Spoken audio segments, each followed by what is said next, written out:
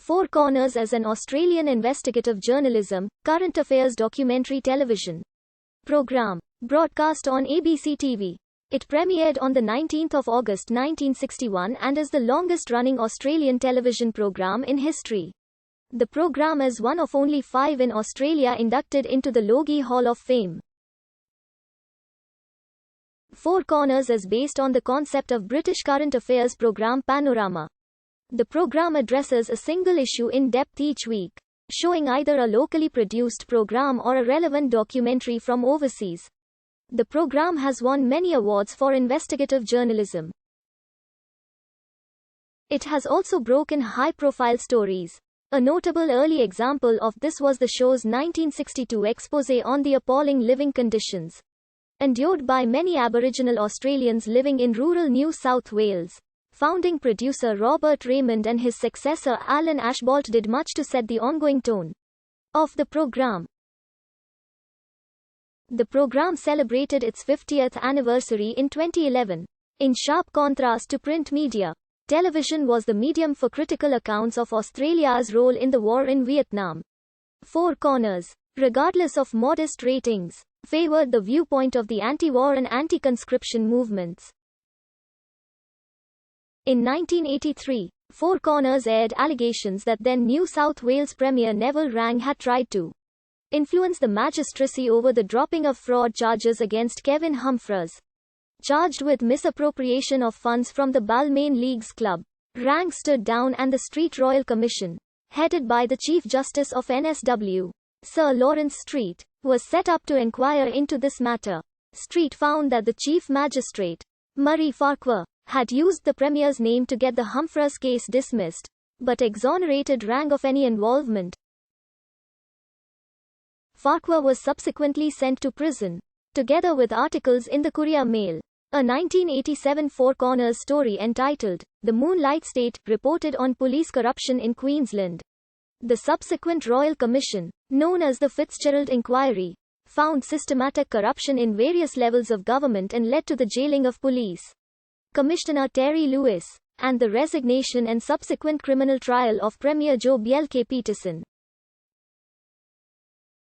The program has investigated other cases of corruption in the New South Wales and Victorian police forces. Another report from 1985 helped to reveal that the French Secret Service had been responsible for the bombing of the Rainbow Warrior.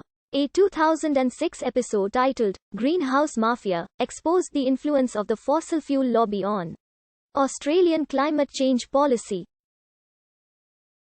In March 2009, an episode titled, "The Dishonouring of Marcus Einfeld," aired. It detailed the events leading up to the conviction and sentencing of an Australian former federal court judge, Marcus Einfeld. Einfeld was convicted on charges of perjury and perverting the course of justice over a speeding ticket. The Code of Silence, which aired the 11th of May 2009, was an investigative report on the attitudes towards and the treatment of women by National Rugby League players. The report focused primarily on 2 incidents involving NRL players and women who felt they had been exploited sexually. The mainstream media reported heavily on the subject for a number of weeks following the airing of The Code of Silence.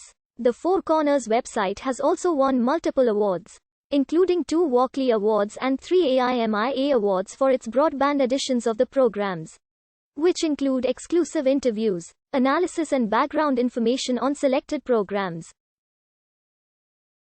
On the 8th of March 2010, a program was aired shedding light on ex-members of the controversial Church of Scientology, many speaking of abuse and other forms of inhumane treatment, for example coerced abortions and disconnection.